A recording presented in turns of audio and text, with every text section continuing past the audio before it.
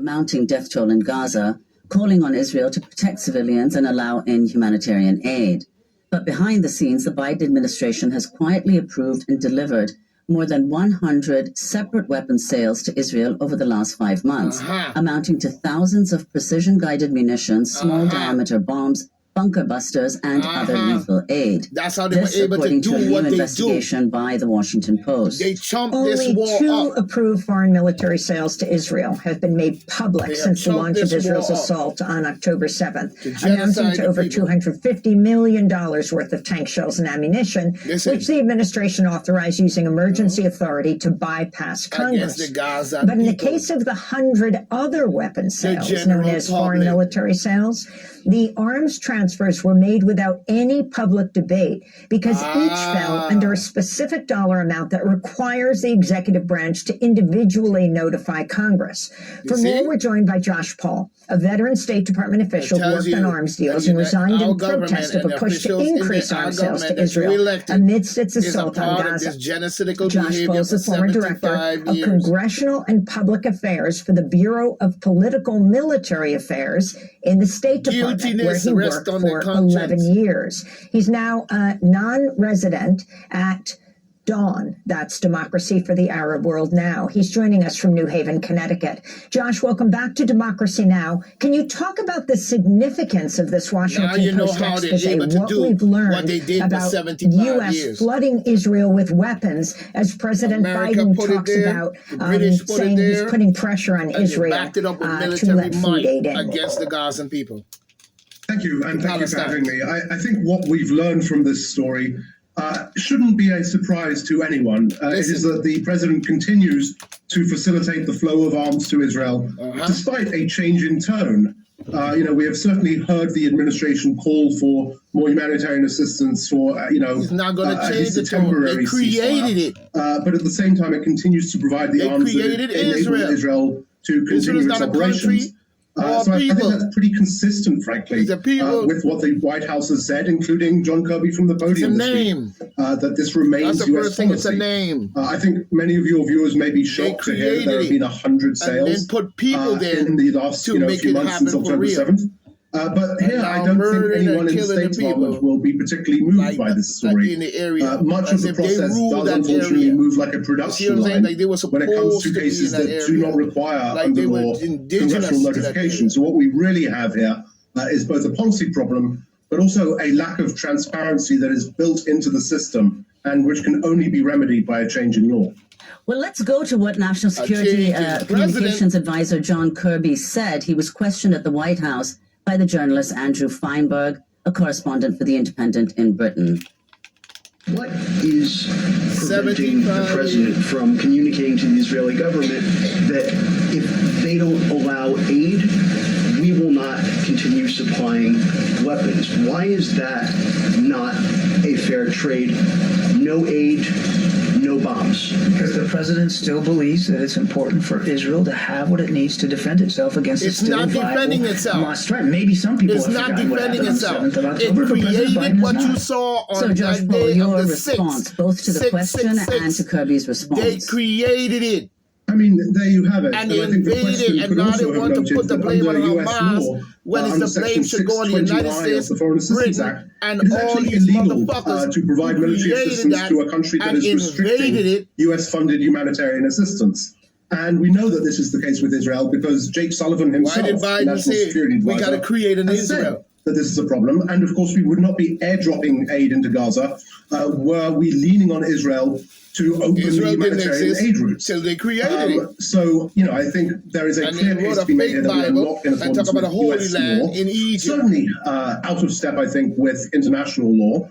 And at the same time, the Biden administration position remains, we will continue to provide arms to Israel whatever request requires. They created that invasion. Explain, Josh, how much does this differ from the procedure that's been in place regarding U.S. arms transfers to Ukraine? I mean, in this case, as we've said, only 2 approved foreign military sales to Israel have been made public. What about to Ukraine? Can't believe it. Yeah, so for the most part, the procedures and processes through which we provide arms to Israel versus Ukraine are different. Ukraine requires an authorization under Presidential Drawdown Authority, as well as new and novel funding to, for example, the Department of Defense's Ukraine Security Assistance Initiative. Those have expired. We are out of essentially both of those. And so without additional funding, we will not be able to provide arms to Ukraine. Israel, on the other hand, is perfectly capable of using its own money to procure weapons through the foreign military sales system, through the direct commercial sales system, through which, the by the way, British the Washington Post didn't touch on. And it's quite possible that there's 100 more sales through that other channel to Israel that we don't know about. And of course, we are providing Israel with military ground assistance, which it can also tap into, and knows it will be able to tap into because it has a 10-year commitment from us to continue providing billions of dollars a year, unlike Ukraine. Because before so it's a slightly different situation and much easier, I think, for Israel to continue to receive weapons, even in the absence of a supplemental, unlike Ukraine. Democratic Colorado Congressmember Jason Crow told the Washington Post the Biden administration should apply, quote, existing standards stipulating that the United States, quote, shouldn't transfer arms or equipment to places where it's reasonably likely that those will be used to inflict civilian casualties or to harm civilian infrastructure. Crow, a former Army Ranger who served in Iraq and Afghanistan, told the Post, I'm concerned that the widespread use of artillery and air power in Gaza and the resulting level of civilian casualties is both a strategic and moral error. Now, Crow is not usually a dove on all of these issues, but it's very interesting to see him talk about his response, his critical response to the U.S. when it comes to Israel. And this is particularly interesting on the day of President Biden's State of the Union address tonight. We don't know exactly what he's going to say. We know there are a number of Americans who have family members who are being held hostage in Gaza.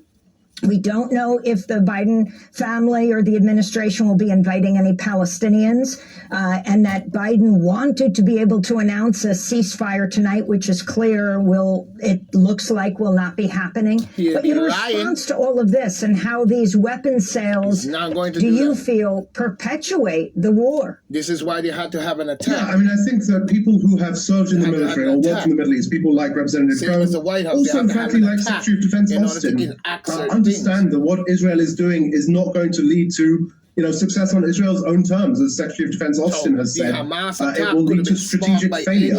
And that is why I think the same is true on the Israeli side, where you have former heads of Mossad, for example, saying that this is a dead-end road and what they are doing is damaging to their own interests. So to do that, but I think that is separate from the political question here. And the political question is one in which we have a president and a set of policies and frankly a Congress as well, for the most part, that remain set on this course regardless of the harm it is doing to Israeli security, to American global interests, and of course, to so many Palestinians.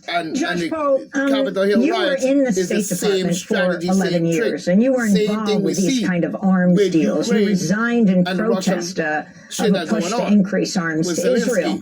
But I wanted to ask you, how much does protest on the ground affect what's going on in the State Department, in the White House? How much do you hear it? I mean, there is a massive amount of protest in the United States, and no matter who wants to insulate Biden's government, everywhere he goes, he is hearing the chants of ceasefire. I mean, tonight, one of his guests will be the UAW president, Sean Fain. The UAW was one of the early unions to call for a ceasefire. How much does it matter?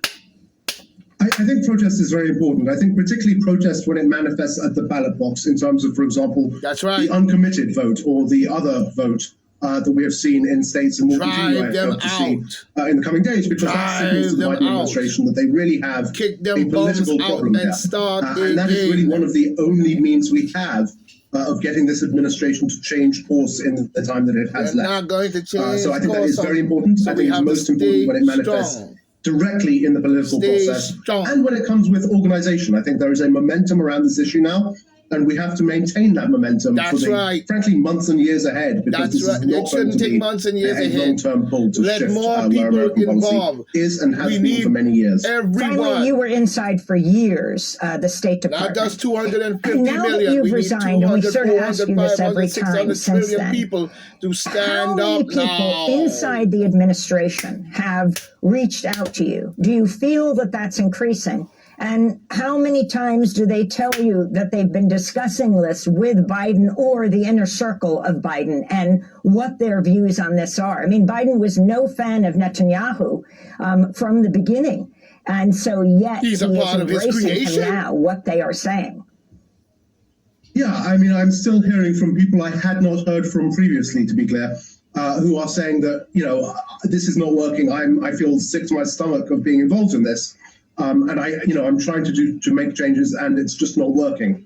I had several of those conversations just in the last week with people I've not spoken to before on this issue. So I think the internal pressure, the internal disgust, frankly, is still there. But I think, the White House and the president have, surrounded the president with, a council of advisors who are, for the most part, like-minded with him. And I don't know how much of that dissent is actually like breaking through. And even if it did, how much it would change the president's decision-making. I think he is where he is. And, absent, significant political pressure, that is not going to change, unfortunately.